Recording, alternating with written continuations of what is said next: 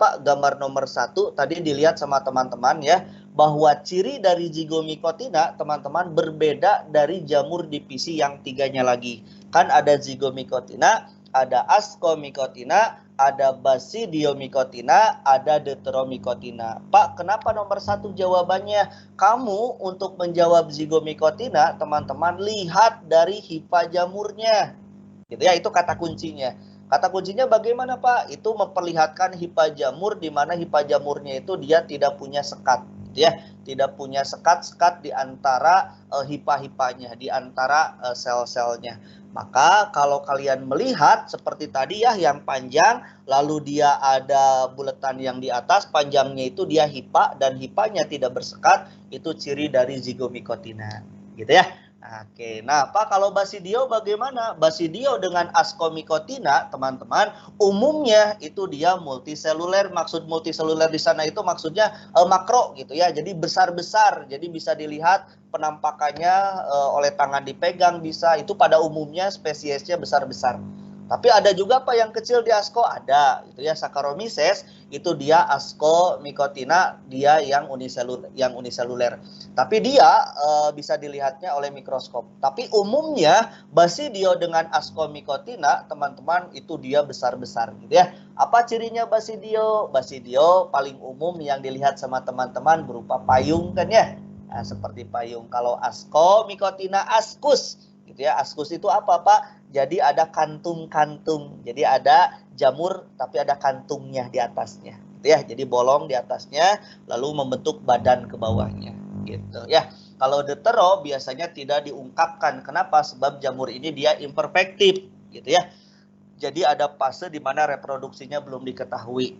Jadi yang teman-teman hafalkan adalah untuk di kisi-kisi ini adalah zigo, basidio dan deutero gitu ya. Oke, siapa yang nilai tertinggi?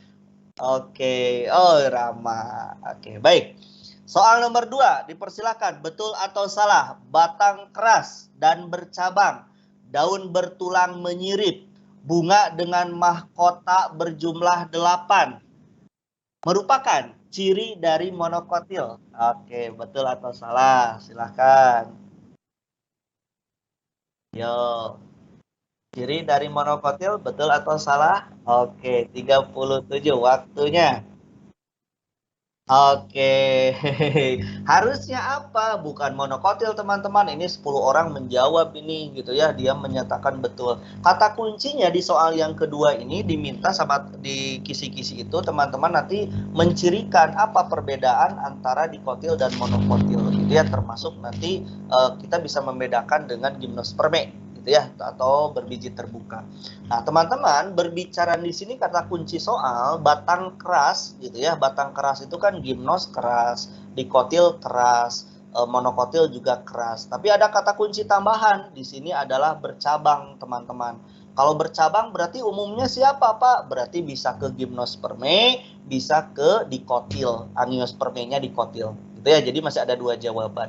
Nah, dilanjutkan ciri selanjutnya, daun bertulang menyirip gitu ya. Terus dikata kuncikan bunga. Udah, kalau menyirip antara dikotil dengan monokotil maka teman-teman jawabnya dikotil ya. Terus diperkuat lagi dengan munculnya bunga. Gimnosperme tidak ada bunga gitu kan ya. Hanya angiosperme saja yang berbunga. Siapa Pak angiosperme? Angiosperme itu adalah dikotil dan monokotil gitu ya. Nah, dikarenakan di sini menyirip dan menyirip ini adalah daun miliknya dikotil, apalagi diperkuat dengan bunganya mahkotanya 8 gitu ya. Nah, genap. Nah, biasanya kalau yang ganjil itu dia ke monokotil teman-teman gitu ya. Nah, gitu. Jadi kalau di sini dikarenakan bunga bermahkota jumlah 8 dan menyirip daunnya ini adalah dikotil gitu ya. Ah, gampang Pak, kisi-kisi kedua mah emang gitu ya, masih gampang. Oke, 28 orang benar. Mantap. Oke, selanjutnya masih dengan nama Rama. Oke, Rama masih kene di posisi atas. Mantap. Oke, soal ketiga. Apabila ular punah, kemungkinan yang akan terjadi pada belalang berkurang pesat. Betul atau salah? Nih, katanya ketika ular punah, apa yang terjadi? Katanya di soal belalangnya dia akan berkurang pesat. Padi, belalang, katak, ular, elang, katanya. Sini urutannya begitu. Yo, apa yang akan terjadi? Oh, banyak yang salah. Teman-teman, apabila ular punah, kemungkinan akan terjadi adalah belalang berkurang pesat, gitu ya. Harusnya ini jawabannya, ini salah jawabannya ya.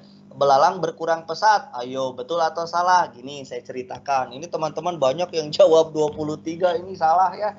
Oke, tadi diulang ya, saya ulang. Ada padi dimakan belalang, belalang dimakan katak, gitu kan ya. Katak dimakan ular. Nah, sekarang kalau ularnya punah, berarti kan populasi katak nggak ada yang akan memangsanya ya. Gitu kan ya? Nah, ketika si katak ini tidak ada yang memangsanya, apa yang terjadi? Berarti katak jadi makin banyak. Kalau katak makin banyak, di situ makanannya apa? Di rantai yang tadi makanannya belalang. Otomatis dia pada makan belalang itu. Nah, dengan komunitas katak yang banyak, belalangnya sedikit, apa yang terjadi gitu ya? Belalang akan berkurang pesat, gitu kan ya? Kenapa? Sebab kataknya si pemangsanya lebih banyak daripada yang dimangsanya. Jadi jawabannya adalah benar teman-teman. Ini banyak yang jawabannya 23 yang salah ya. Awas jawabannya benar. Jadi kan si ularnya tuh turun. Akibatnya katak kan tidak punya saingan. Katak tidak ada yang memangsa katak, gitu kan ya?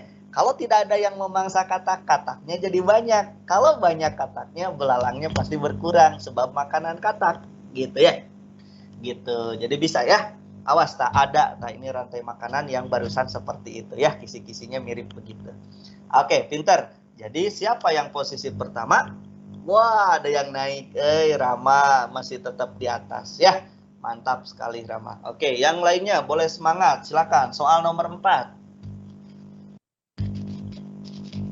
Awas, nih di kisi-kisi menunjukkan proses denitrifikasi, berarti proses ini apa namanya nitrogen ya, siklus nitrogen. Teman-teman hafalkan siklus nitrogen. Di sini katanya nomor 1 nitrat ke atas itu katanya denitrifikasi, betul atau salah? Wah, masih banyak juga yang menjawab salah ya. Oke, baik saya jelaskan. Teman-teman, dalam proses nitrifikasi yang harus teman-teman ketahui itu kan ada 5 proses ya. Satu berbicaranya nitrifikasi, teman-teman, ada yang disebut sebagai fiksasi nitrogen. Apa itu Pak fiksasi nitrogen? Fiksasi nitrogen itu adalah proses di mana nitrogen dari atmosfer itu dia langsung diikat gitu ya oleh bakteri namanya rhizobium. Teman-teman jangan lupa bakterinya, lalu dipendam di dalam tanah untuk dirubah jadi senyawa yang lain. Itu namanya fiksasi nitrogen. Satu ya. Nah, yang kedua ada yang disebut sebagai amonifikasi. Pak, apa amonifikasi? Nah, kalau amonifikasi, teman-teman, misalkan kita bermulai dari bangkai. Boleh bangkai tikus atau hewan-hewan yang lainnya. Atau dari tumbuhan juga boleh, gitu ya. Nah, tumbuhan yang sudah mati, hewan yang sudah mati, di sana ada protein, gitu kan ya. Protein itu akan diurai oleh dekomposer. Siapa, Pak, dalam hal ini dekomposernya? Bisa jamur, bisa juga teman-teman yang lainnya, misalkan bakteri, misalkan gitu ya. Nah, biasanya jamur itu lebih lebih eksis gitu ya. Nah, ketika dihancurkan maka si protein itu dia akan bagian-bagian senyawa protein itu dia akan menjadi senyawa yang lain, salah satunya adalah amonia gitu kan ya. Nah, proses perombakannya itu dia disebut amonifikasi, berarti proses pembentukan apa itu amonia. Kenapa Pak amonia dimasukkan ke dalam proses siklus nitrogen? Sebab di amonia kan ada nitrogennya juga, gitu ya. Itu dia amonifikasi. Nah, selanjutnya amonifikasi dilanjutkan dengan tahap yang ketiga, yaitu ada yang namanya nitritasi, gitu kan ya. Amonia dirubah menjadi nitrit. Nah, nama prosesnya adalah nitrifikasi, gitu kan ya. Keseluruhannya kalau nama proses sederhananya dari amonia ke nitrit ya nitritasi. Belum selesai itu, nitrit akan dirubah menjadi nitrat lewat proses yang keempat, namanya nitratasi. Gitu ya, nitrit dirubah menjadi nitrat. Nah, ingat-ingat. Nah, nitrit dan nitrat dari amonia, nitrit, nitrat gitu ya, itu dia proses lengkapnya tadi sudah disebutkan namanya nitrifikasi. Gitu kan ya? Nah, dan yang terakhir nitrat itu dia akan dilepas kembali nitrogennya ke alam bebas dengan nama denitrifikasi. Nah, tadi soal nomor ini, teman-teman, soal nomor 4 ini memperlihatkan bahwa dari nitrat dia langsung loncat ke daerah atas, jadi ke nitrogen bebas di atmosfer. Artinya nitrat melepaskan nitrogen ke alam bebas. Nah, itu namanya denitrifikasi dan itu jawabannya mestinya benar gitu ya. Nah, masih banyak nih jawaban yang salah. Ingat-ingat ya, siklus nitrogen tuh ada 5 proses, hafalkan itu ya. Oke, pinter. Selanjutnya, silakan masih Rama. Wah, ada yang Iwan Budiman. Wah, Pak Iwan dengan Soeharto ini perebut posisi ya. Oke. Selanjutnya, soal nomor 5, silakan. Pembentukan benang spindle atau benang gelendong katanya berlangsung pada organel peroksisom, benang spindle atau benang gelendong. Betul tidak peroksisom organelnya? Nah, di sini kisi-kisinya mengenai organel sel. Ingat-ingat, hafalkan organel sel dengan bagian-bagiannya juga fungsinya ya. Oke. Wah, pinter. Ini yang menjawab salah 21 banyak sekali ya. Oke, mantap. Jadi masih yang 9 menjawab benar ini. Masih ada yang salah juga ya. Oke, baik, saya jelaskan. Teman-teman, berbicaranya pembentukan benang spindle atau benang gelendong, mesti tahu dulu sama kalian. Pak, benang spindle, benang gelendong itu di mana ya kita bisa temukan? Nah, benang spindle ataupun benang gelendong ini bisa kita temukan di suatu organel yang disebut sebagai sentriol, bukan peroksisom, gitu ya. Nah, kapan sentriol ini membentuk benang-benang spindle atau benang-benang gelendong, Pak? Kapan? Saat teman-teman sel akan melangsungkan pembelahan. Ingat-ingat tuh. Ketika sel akan melangsungkan pembelahan, ingat gitu kan ya? Di fase profase itu dia sentriol bergerak ke kutub berlawanan menghasilkan suatu benang yang disebut sebagai benang spindle. Nah, itu adalah oleh sentriol, bukan oleh peroksisom. Nah, Pak, peroksisom buat apa? Peroksisom itu, teman-teman, perannya menetralisir racun. Racunnya apa, Pak? H2O2. Gitu ya. Nah, dirombak racun itu menjadi sesuatu yang tidak berbahaya, yaitu menjadi air dan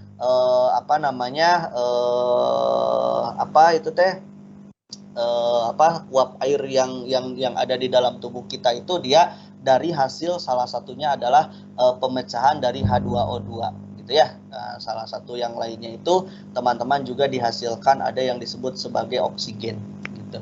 Nah, ini berbicaranya peroksisom, berarti penetralisi racun, ingat-ingat ya.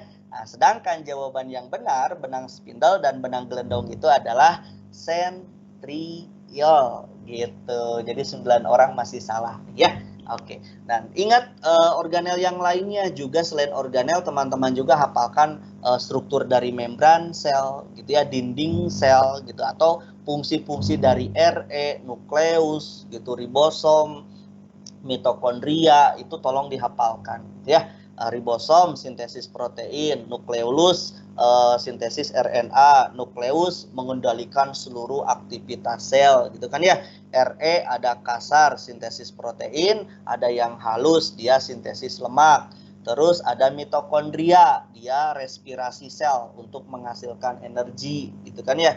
Membran sel Pak buat apa? Transport zat gitu. Di sana kan ada protein integral, ada protein periferal gitu ya. Terus ada glikogen nempel pada lemak namanya glikolipid, nempel pada protein namanya glikoprotein, dan yang lain-lain ya. Teman-teman tolong hafalkan organel termasuk membran sel ini ya. Oke, pinter. Siapakah yang menjawab benar tercepat? Masih Rama. Oke, Soeharto hilang ya. Diganti oleh Alpadila. Oke, pinter. Nomor 6. Gambar tersebut merupakan jenis sendi peluru, betul atau salah? Di sini ya. Ini katanya, sendi peluru, betul salah. Ketika menekukan tangan. Di sini ya, apakah ini sendi peluru, betul atau salah? Yo. Oke, 25 menjawab salah dan memang jawabannya salah. Terus 7 orang menjawab benar. Masih ada yang salah menjawabnya ya. Baik teman-teman, berbicaranya persendian, teman-teman harus hafal. Satu, saya perlihatkan nih, lihat wajah saya ya. Mudah-mudahan bisa melihat wajah saya nih. Di kepala, tengkorak, teman-teman, itu dengan tulang leher, itu dia ada sendi di situ juga yang disebut sebagai sendi putar gitu ya. Jadi dia bisa memutar gitu. Terus turun ke daerah bawah di sini teman-teman. Mudah-mudahan bisa lihat apa ya saya gitu ya. Gambar saya ini di sini. Nah, letaknya peluru itu dia adanya di sini. Gitu ya. Oke, ini peluru. Nah, kalau yang tadi digambar menekuk, teman-teman, yang ini itu adalah sendinya sendi engsel, teman-teman. Gitu ya. Jadi bukan sendi peluru. Peluru itu dia adanya di sini. Gitu. Kalau di jempol ada yang disebut dengan telapak tangan, ada yang disebut sebagai pelana. Gitu ya. Nah, selain sendi-sendi itu, teman-teman, mohon hafalkan juga ketika sendi itu dia bergerak, dia menghasilkan suatu gerakan kontraksi otot. Misal, contoh, saya punya sendi peluru, misalkan di soal ini menyebutkan sendi peluru. Ketika tangan kita menjauhi dari sumbu tubuh, teman-teman, dijauhkan gitu ya, itu dia ada suatu gerak kontraksi otot yang disebut sebagai abduksi, menjauh gitu ya. Tapi ketika tangannya dibalikan lagi mendekati sumbu tubuh, teman-teman, pada sendi peluru itu ada suatu gerak otot yang disebut sebagai adduksi gitu ya, mendekat gitu. Terus Pak, kalau di sendinya sendi engsel bagaimana? Seperti halnya gambar. Baik.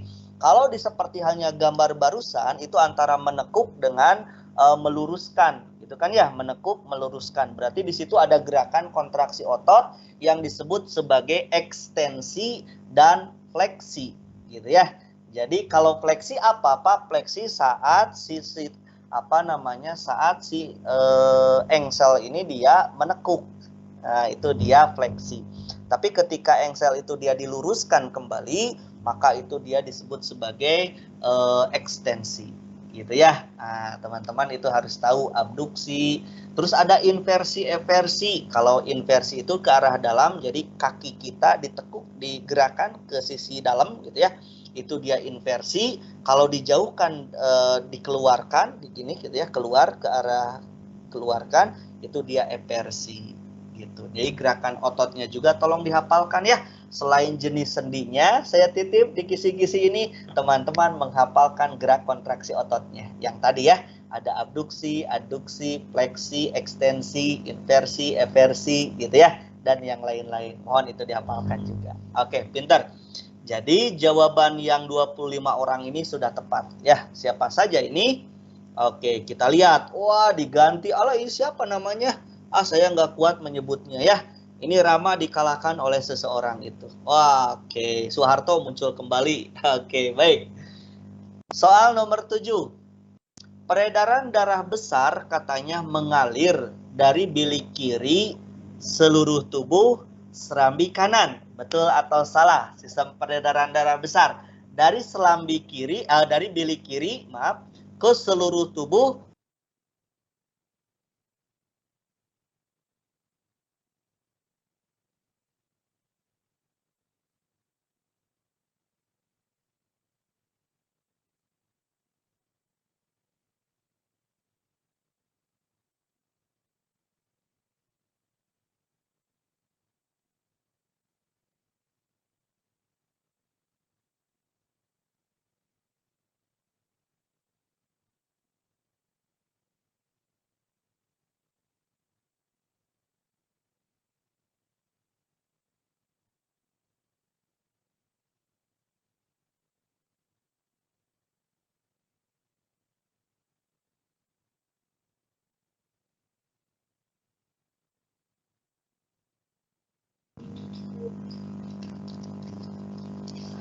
Suara saya masih ada?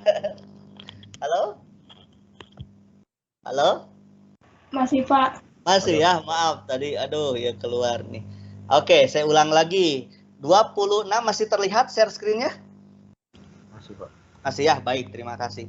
Nah, ini teman-teman di sini disebutkan sebagai sistem peredaran darah besar. Awas ingat-ingat ya. Oke, dengan pembuluh darahnya saya hafalkan nih. Coba lihat kan. Saya punya sistem peredaran darah besar, teman-teman. Kalau berbicara besar itu berarti pergerakan darahnya itu dia bermulai dari jantung belahan kiri. Ingat-ingat. Kalau jantung belahan kanan itu dia sistem kecil. Ingat-ingat ya. Pasti dari kanan itu akan bergerak ke paru-paru. Ingat-ingat. Untuk apa, Pak? Dipertukarkan. Kenapa, Pak, dipertukarkan? Sebab jantung belahan kanan itu dia mengandung CO2 yang tinggi. Akibatnya harus ke paru-paru untuk dipertukarkan. Gitu ya, ingat-ingat. Nah, sedangkan kalau jantung dari belahan kiri itu berarti dia berbicara sistem peredaran darah besar. Kenapa, Pak? Sebab di belahan kiri ini darah dia banyak mengandung oksigen. Dipompakan ke seluruh tubuh, lalu nanti balik lagi ke jantung, jantungnya belahan kanan. Kenapa, Pak, jadi ke belahan kanan? Sebab kan sudah ke seluruh tubuh pasti mengandung CO2 yang tinggi kalau sudah balik ke seluruh tubuh, gitu kan ya? Dari jantung ke seluruh tubuh membawa oksigen, oksigennya diberikan ke tubuh, nah dari tubuh balik ke pembuluh darahnya berupa CO2. Makanya CO2 ini mesti ke jantung sebelah kanan. Gitu ya. Nah, jantung itu yang kita itu ada 4 ruang. Ruang atas namanya serambi dan ruang bawah namanya bilik. Kalau bahasa Latinnya, ruang atas itu atrium, ruang bawah itu bilik. Gitu ya.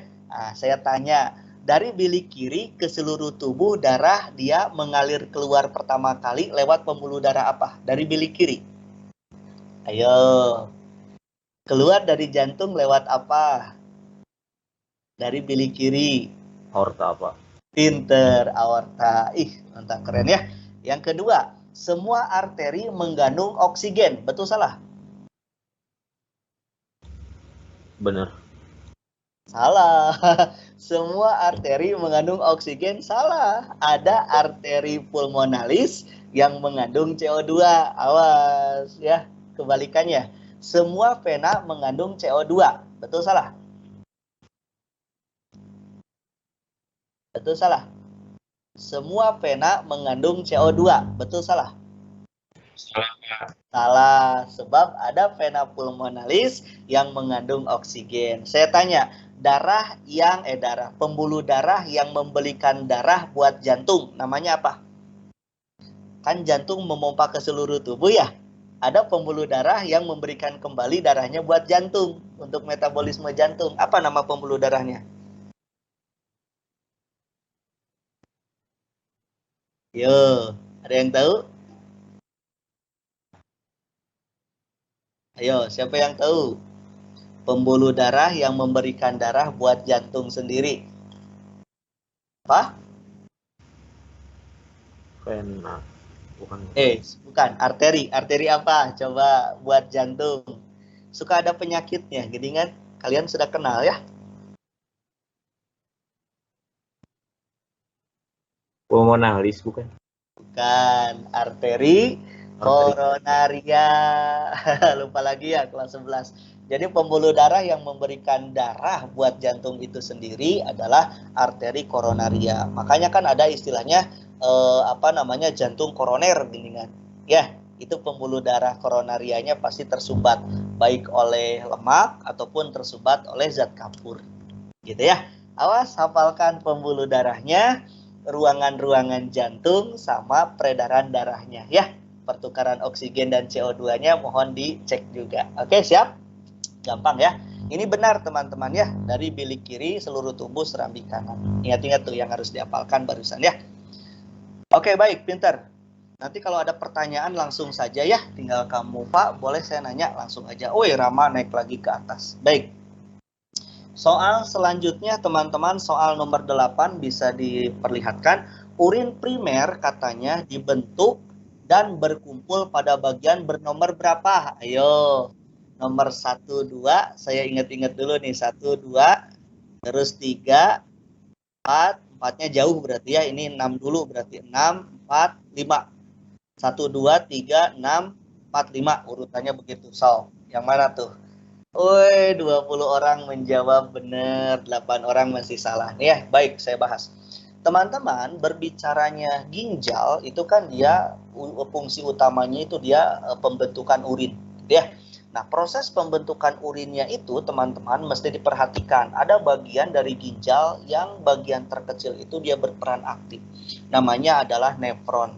Nah, berbicaranya nefron, maka bermulainya itu dari mana? Bermulainya adalah dari pembuluh darah kapiler yang namanya glomerulus. Oke, saya ulang teman-teman nih. Glomerulus itu adalah pembuluh darah kapiler, teman-teman, ingat-ingat gitu ya. Nah, si glomerulus itu dia ditutupi gitu ya, dilindungi oleh suatu bagian yang namanya kapsula Bowman. Gitu kan ya? Maka ketika kapsula Bowman dengan glomerulus ini sudah bergabung, namanya adalah badan Malpighi. Ingat kan ya? Nah, di situ teman-teman, di glomerulus itu adalah tempat proses filtrasi. Jadi pertama kali urin dibentuk itu dengan proses namanya filtrasi di glomerulus. Filtrasinya di glomerulus. Hasilnya apa, Pak? Hasilnya adalah urin primer. Nah, urin primernya itu teman-teman dia akan berkumpul pada suatu tabung yang pertama yang keluar dari kapsula Bowman, namanya adalah TKP, tubulus contortus proximal. Ingat-ingat, di situ adalah peredaran urin primer berada di situ. Siapa yang membentuknya? Glomerulus. Di mana nanti keberadaan urin primer? Ada di TKP, gitu ya. Nah, kenapa Pak disebut urin primer? Nah, disebut urin primer dikarenakan urin tersebut masih banyak mengandung yang disebut sebagai bahan-bahan yang memang dibutuhkan oleh tubuh. Salah satunya di sana ada glukosa, ada asam amino, gitu kan ya. Nah, glukosa dan asam amino itu kan nggak boleh keluar menuju ke urin kan. Nah, maka di TKP itu dia melakukan proses yang kedua, namanya reabsorpsi, gitu ya. Proses penyerapan kembali zat-zat yang memang dibutuhkan oleh tubuh, dalam hal ini adalah glukosa, asam amino, gitu kan ya. Diserap ke pembuluh darah, dimasukkan lagi ke pembuluh darah.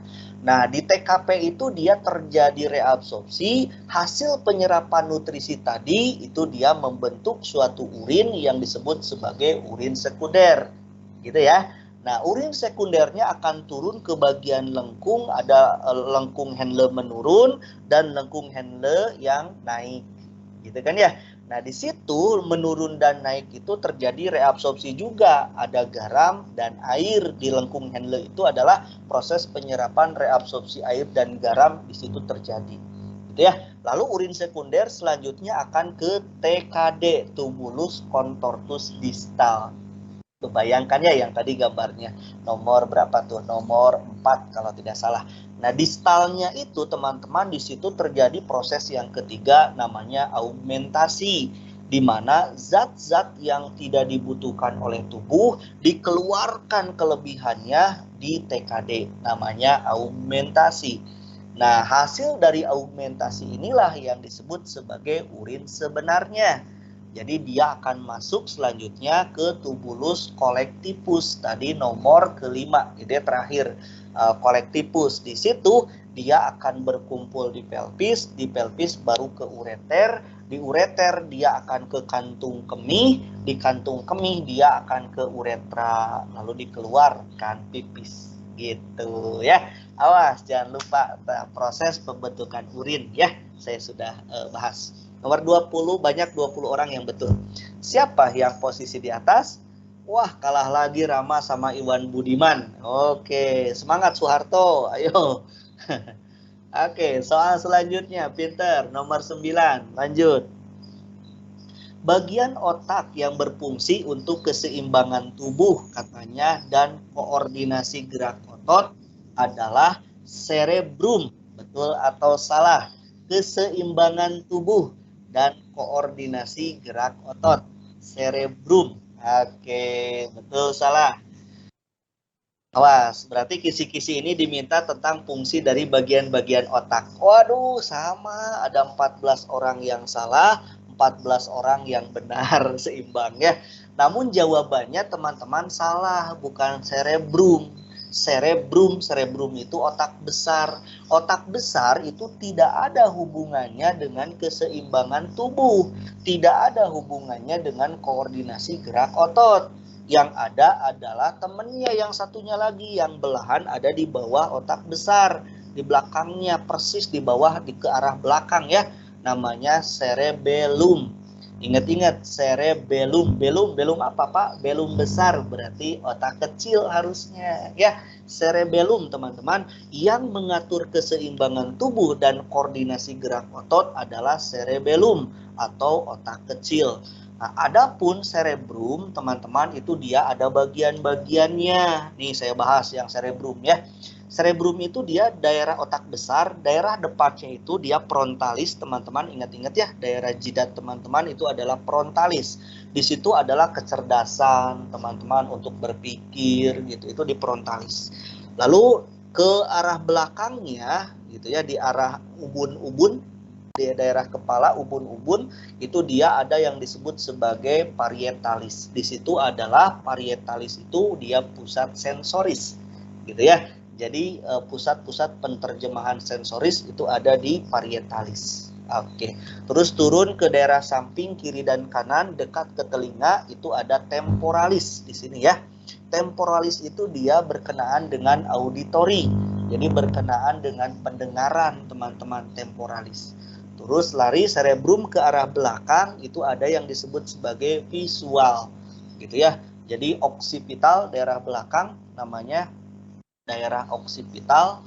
Kalau tadi samping temporalis, ini oksipitalis teman-teman, yang daerah belakang itu dia berkenaan dengan visual atau penglihatan gitu ya. Tolong hafalkan lagi otak kecilnya, otak besarnya ya. Nah, seperti itu ya. Sama bagian-bagian otak yang lain ya. Tolong dihafalkan. Oke, baik. Ini adalah siapa? Masih di posisi pertama itu orang itu saya nggak berani menyebutkan ya. Ada Kai muncul. Oke, Iwan Budiman masih di posisi kedua. Oke, baik. Soal selanjutnya yaitu soal nomor ke-10 teman-teman. Kita akan bahas harus sampai nomor 16 ya. Sisanya sama kalian nanti. Hasil dari reaksi terang dibutuhkan pada reaksi gelap adalah ATP dan NADPH2. Oke, hasil dari reaksi terang yang dibutuhkan oleh reaksi gelap. Betul tidak? ATP dan NADPH2. Oke, reaksi gelap teman-teman mohon dihafalkan. Wih, pinter. 23 orang menjawab benar dan memang itu jawabannya ya. 4 orang masih menjawab salah, berarti lupa konsepnya. Baik, teman-teman, berbicaranya reaksi gelap, ingat bahwa reaksi gelap itu siklus Calvin, teman-teman ingat ya. Jadi reaksi gelap itu tidak akan pernah bermulai ketika hasil dari reaksi terang itu belum ada. Jadi reaksi gelap itu pasti dia menunggu dulu hasil dari reaksi terang. Jadi nggak akan duluan reaksi gelap. Kenapa? Sebab ada hasil dari reaksi terang yang akan digunakan oleh reaksi gelap. Siapa itu Pak? Yaitu ATP dan NADPH. Nah, ATP dan NADPH itu dia dihasilkan dari reaksi terang melalui dua proses. Kan ya, ada siklik dan non-siklik. Awas, itu reaksi terang. Saya bahas reaksi terang dulu ya. Saya ulangi teman-teman. Reaksi terang ada dua proses. Ingat-ingat, lihat lagi catatannya. Ada siklik dan non-siklik. Gitu ya. Nah, kalau non-siklik, teman-teman, dia menggunakan fotosistem yang kedua. Ingat-ingat, hasilnya ATP, NADPH2, juga oksigen. Itu dia non-siklik. Sedangkan reaksi yang siklik, dia menggunakan fotosistem yang pertama, hasilnya hanya ATP saja. Ingat-ingat ya. Nah, ATP dan NADPH2 ini akan dipakai pada reaksi gelap. Nah, di mana nanti reaksi gelap itu kan ada 3 proses. Ada fiksasi CO2, reaksi pertama.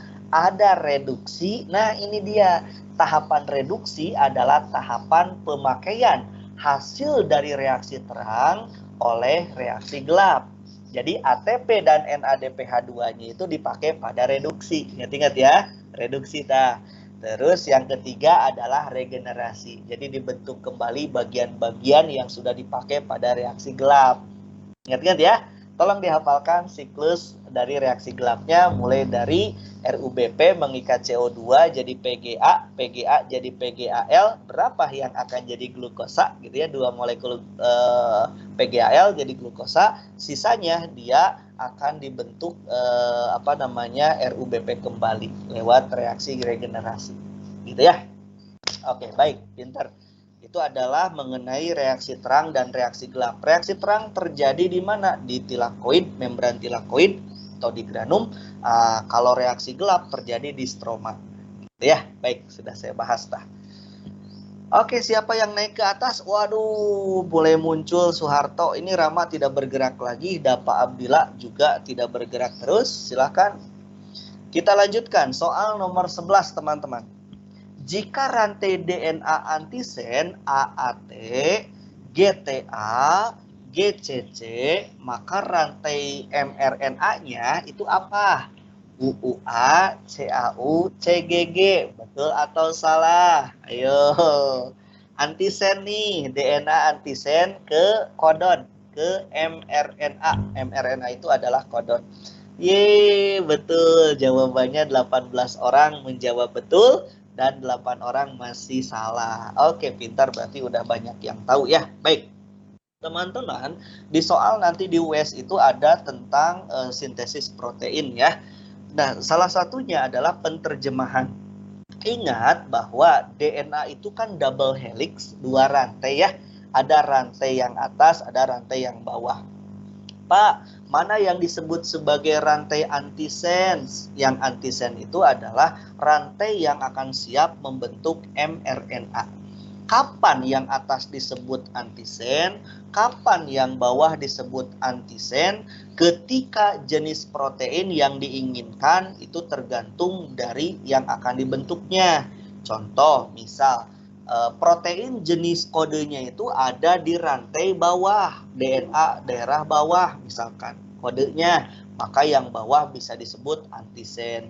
Tapi suatu ketika ingin membentuk protein, lalu proteinnya itu kodenya ada di rantai DNA atas, maka yang atas bisa menjadi DNA antisen. Gitu ya. Jadi tergantung dari jenis protein yang akan dibentuk gitu. Nah, misalkan DNA antisennya di soal ada AAT, GTA, dan GCC. Ingat sama kalian bahwa rumusnya, nih rumusnya, DNA ke DNA, ingat-ingat, kalau DNA ke DNA, A itu akan jadi T, gitu ya. Nah, T akan jadi A, ingat-ingat, G akan jadi C, dan C akan menjadi G. Itu DNA ke DNA.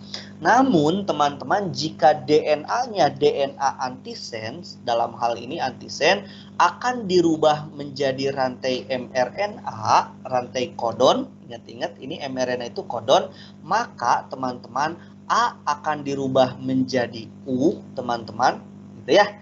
Oke, T akan dirubah menjadi A, G akan dirubah menjadi C, dan C akan dirubah menjadi G. Maka jawabannya kalau begitu ini betul. A jadi U, gitu kan ya. AAT jadi UUA. GTA maka jadi CAU. GCC maka jadi CGG. Ini adalah kode yang betul. Ingat-ingat ya, buka lagi catatannya tentang sintesis protein ini ya. Pasti keluar yang ini ya. Tolong dihafalkan juga latihan ya. Oke, pinter. Jadi jawabannya yang naik ke atas adalah siapa ini? Wah, ini Rama hilang. Nggak menjawab nih Rama. Ada Kai, ada Soeharto ya, naik terus ke atas. Oke, baik. Soal nomor ke-12 teman-teman. Masih bertahan. Urutan tahapan mitosis yang tepat adalah urutannya apa saja? Ayo, ada 1, 2, 3. 1, 2, 3. Saya harus hafalkan dulu nih. 1, 2, 3. Oke. Terus 5, 4. 4 4, 5. Oke, siap. Yo, oke. Jawaban yang menjawab tepat 16 orang, masih ada 12 orang yang menjawab salah nih. Baik, ingat-ingat di gambar tadi ya. Nah, teman-teman, berbicara mitosis itu kan yang pertama mesti propase dulu ya. Propase itu ada di nomor 4. Jadi yang bulat tadi gede itu nukleusnya ya. Itu ada di nomor 4 dulu, propase. Terus fase persiapan mau ke metafase, yaitu bidang kromosom berada di bidang ekuator ya. Ada pergerakan dulu tadi di samping nomor 4 itu nomor 5 ada sedang bergerak si kromosom menuju ke bidang ekuator, yaitu nomor 5. Metafasenya yang mana Pak? Metafase tadi di nomor 1. Jadi ketika kromosom berada pada tengah-tengah bidang ekuator. Gitu ya. Terus nanti lari ke anafase. Apa anafase Pak? Nomor 2, kromosomnya ditarik ke kutub berlawanan. Gitu ya. Nah, nomor 3 apa Pak? Nomor 3 itu tadi di gambarnya adalah telopase, di mana sel sedang membelah. Jadi mau membelah menjadi 2. Ada sitokinesis di situ. Gitu ya, di telopase. Nah, maksudnya kisi-kisi ini teman-teman, tolong hafalkan sama teman-teman gambarnya sama ciri-cirinya. Jadi kata kuncinya mah tadi sudah saya kasih ya. Jadi metafase dia gambarnya itu berada kromosomnya di bidang ekuator. Anafase ketika kromosomnya ditarik ke kutub berlawanan, gitu kan ya. Telopase ketika terjadi sitokinesis, sel mau membelah, memisah, gitu ya. Sedangkan propase sendiri membran inti, nukleolus, gitu kan ya, menghilang. Sentriol bergerak ke kutub berlawanan, terus terbentuk benang-benang spindle. Itu ciri umumnya. Jadi teman-teman harus hafalkan, gitu ya. Bisa jadi yang keluar adalah langsung diminta ciri dari anafase, misalkan baik mitosis dan meiosis, ciri utamanya sama, gitu ya. Hanya jumlah kromosomnya yang berbeda. Tolong lihat lagi ya, gambar mitosis dan meiosis, propase, metafase, anafase dan telopase. Ini sudah saya perlihatkan bentuk soalnya ya. Tinggal kalian pelajari ulang. Baik, siapa yang naik ke atas? Waduh, masih Kai naik ke atas ya. Oke, pinter. Selanjutnya, ayo bertahan 3 soal lagi teman-teman, mau beres waktunya. Oke. Persilangan antara M besar M kecil katanya B besar B besar, M besar, B kecil akan mendapatkan anakan yang bersifat kecil semuanya 100%. Ayo, apakah betul atau salah? Ayo, awas. Di US banyak hitungan-hitungan ya. Wih, tidak ada yang menjawab betul. Pinter, berarti udah ngerti. Tanpa dihitung pun teman-teman bisa sudah lihat ya. Nggak mungkin jadi kecil-kecil ini Pak. Wong ibunya juga ada yang besar-besar ini ya. Baik di M ataupun di B. Nggak akan pernah bertemu dengan yang kecil-kecil. Wih, ngerti berarti ya. Nah, persilangan Mendel keluar soalnya sebanyak 4-5 soal teman-teman ya. Ingat-ingat nih, nanti ditanyakan persentase misalkan, ditanyakan terus yang ini apa namanya, yang buta warna tolong hafalkan, yang hemofilia, golongan darah gitu ya. Golongan darah ketika dihitung menurut persilangan Mendel juga tolong hafalkan ya. Oke, ini bisa ya. Ini saya hanya contoh saja bahwa di soal US nanti akan keluar persilangan hukum Mendel ya. Ingat-ingat, selain yang seperti ini, hemofilia, terus apa itu tadi buta warna juga yang berhubungan dengan golongan darah, ya. Oke, pinter ya. Ini sudah benar semuanya, keren-keren. Oke, siapa yang naik? Wah, Pak Iwan, sombong Pak Iwan. Naik ke atas nih Pak Iwan ya. Padahal guru matematik ini Pak Iwan. Tapi jago biologinya. Oke, semangat. Selanjutnya. Kromosom tersebut mengalami mutasi jenis apa? Berarti bab mutasi ini keluar teman-teman ya. Tolong dihafalkan. Seperti ini nih. Ditanyakan jenisnya. Jenis mutasi apakah itu? Gitu ya. Ayo, di sini ada atas B, di bawah ada B. Di atas ada apa namanya E, di bawah ada E. E-nya ada 2. Masih ada yang salah. Gitu jawabannya benar, duplikasi kan. Tadi di atas B-nya 1, di bawah B-nya jadi 2, gitu ya. Di atas E 1, di bawah E-nya jadi 2. Itu duplikasi, teman-teman ya. Jadi tolong hafalkan yang lainnya ya. ada inversi, terus ada delesi, ada translokasi. Tolong teman-teman buka lagi catatannya. Jadi seperti ini soalnya. Jadi memperlihatkan atau menyebutkan jenisnya. Ini apa, duplikasi atau apa gitu ya. Seperti itu. Tolong hafalkan ya. Oke, jenis-jenisnya. Ini cuma 2 orang nih yang lupa mungkin ya. Gak apa-apa. Baik. Gampang lah mutasinya. Siapa yang naik ke atas? Masih Bapak Iwan Budiman. Oke, baik. Soal 2 lagi teman-teman, semangat. Nomor 15. Ilmuwan Miller katanya merupakan ilmuwan yang mendukung teori evolusi kimia yang berhasil menyatukan H2O, CH4, NH3, H2 menjadi asam amino. Betul salah? Ayo, berarti nanti di soal US akan ada soal seperti ini. Oke, ayo. Wah, 21 menjawab benar. Keren. 7 orang masih salah. Baik teman-teman, di soal ini kenapa jawabannya benar teman-teman? Miller itu dia termasuk pendukung dari teori evolusi kimia. Siapa orang yang pertamanya? Ingat, yang pertamanya itu kan Oparin, gitu ya. Oparin mengungkapkan bahwa makhluk hidup itu berasal dari reaksi-reaksi kimia, gitu kan ya?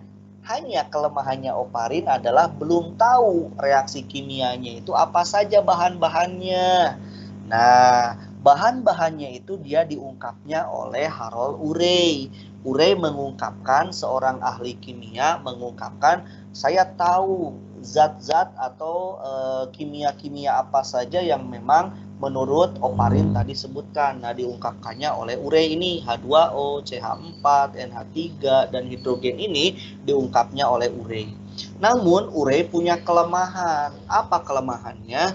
Urey tidak bisa menyatukan ini zat-zat yang ini teman-teman dengan bantuan halilintar di zaman bumi purba itu dia tidak bisa menyatukan ini. Siapa yang menyatukannya? Yang menyatukan mereka itu adalah Miller. Dia murid dari Urey. Jadi Urey itu dosen gitu ya, Miller itu mahasiswanya. Nah, Miller itu dia membuat sebuah percobaan sederhana di mana halilintar diganti oleh loncatan listrik. Nah, menyatukan keempat bahan ini menjadi quaservat yang ternyata quaservat salah satunya itu adalah banyak yang membentuk asam amino gitu ya. Jadi adanya asam amino ini salah satu produk yang dihasilkan ya dari penyatuan keempat bahan ini adalah paling banyaknya adalah asam amino. Selain di sana ada nukleotida gitu ya dan bahan-bahan yang lain begitu ya. Jadi ini adalah abiogenesis modern teman-teman. Jadi teman-teman juga harus menghafalkan abiogenesis klasik oleh Aristoteles gitu ya. Terus biogenesis itu ada Francisco Redi, ada Lazzaro Spallanzani, dan juga Pasteur. Yang terakhir adalah yang ini, evolusi kimia atau abiogenesis modern. Jadi 3 itu tolong hafalkan ya. Salah satunya akan keluar di US. Gitu ya. Oke, pintar. Buka lagi catatannya ya. Yang terakhir, oke, siapa yang akan menang ini? Wah, masih Bapak Iwan Budiman memimpin ya. Oke, baik, soal yang terakhir teman-teman, nomor 16 di pertemuan kali ini nanti akan saya share di chat box untuk kisi-kisinya ya. Oke, baik.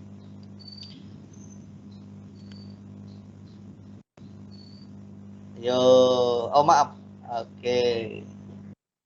Teknik bioteknologi yang dapat menghasilkan bibit tanaman unggul dalam jumlah banyak dan cepat adalah teknologi hibridoma.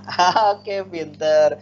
Jawaban yang menyebut salah ada 18 dan 9 orang masih jawabannya katanya betul. Tapi padahal jawaban yang benar adalah salah ya. Ini kata kuncinya di gini. Awas teman-teman, ini yang keluar teknologi hibridoma nih di bioteknologi. Bisa jadi yang lain ya yang keluar. Oke, teknik bioteknologi yang dapat menghasilkan bibit unggul. Kata kuncinya ini, bibit unggul dalam jumlah yang banyak, bukan teknologi hibridoma. Kalau teknologi hibridoma adalah untuk menghasilkan antibodi monoklonal atau antibodi poliklonal. Ingat-ingat tuh, ya. Sedangkan bibit unggul dalam jumlah banyak dan cepat itu dihasilkan melalui teknologi yang disebut sebagai kultur jaringan, teman-teman ya. Awas dah. Nah, oke, hafalkan apa saja Pak, batasi aja banyak teing, boleh. Tolong hafalkan. 1, rekayasa genetik, teman-teman. Yang kedua, teknologi hibridoma. Dan yang ketiga adalah kultur jaringan. Nah, itu yang dihafalkan di bioteknologi. Awas ya. Seperti itu. Jadi ini bukan teknologi hibridoma, tapi ini adalah kultur jaringan yang unggul dalam jumlah banyak dan juga cepat. Gitu. Jadi jawabannya salah ini ya. Harusnya kultur jaringan. Siapa yang mendapatkan skor tertinggi? Oke, wow. Ketiga, Dapa Abdillah. Kedua, nggak tahu, saya mah nggak mau menyebutkan. Yang nomor pertama, siapa tuh? Oke, Pak Iwan Budiman ya. Oke, baik, Pak Iwan Budiman dia mengetahui di posisi pertama. Oke, baik. Saya sudah stop share lagi. Stop screen-nya sudah belum? Sudah ya? Sudah ya? Oke, baik. Saya inikan ya, share. Bentar, saya di chatbox bisa ngirim ini enggak ya? Itu teman-teman, ada yang ditanyakan sambil saya menunggu mau ngirim gambar nih. Silakan, ada yang mau ditanyakan? Boleh? Pak, Ya, boleh, silakan. soal yang tadi ada nggak, Pak? Soal yang tadi apanya? Boleh, mau dipoto? Boleh. Yang Kahoot? Oh, boleh. Ada? Mau? Boleh, Pak. Ya, Boleh atur. Siapa yang ketua geng di angkatan? Nanti saya kirim soal sama kisi-kisinya ke geng angkatan itu. Siapa? Ketua geng angkatannya siapa? Ayo, siapa? Nanti saya minta nomornya, saya kirim ke itu. Nanti supaya terserkan ke grup angkatan. Ayo, siapa? Saya jauh sudah ada. Oke, Gilang WA ke saya ya. Pak, ini bisnis saya belum kesimpan yang Gilang. WA ke saya. Oh, ini dia. Oh, Gilang udah saya simpan. Oke, baik. Nanti teman-teman sama kisi-kisi dengan soal yang barusan akan saya share ya ke teman-teman. Silakan dipelajari, nanti bisa untuk persiapan US di hari Senin. Itu saja yang bisa saya sampaikan. Ada pertanyaan lagi? Kalau tidak ada, saya cukupkan sekian. Udah ya, oke. Saya undur pamit teman-teman. Terima kasih. Semoga berhasil di US di hari Senin ya. Tetap sehat, tetap semangat. Itu saja yang bisa disampaikan. Mohon maaf atas segala kekurangan. Assalamualaikum warahmatullahi wabarakatuh. Bye-bye.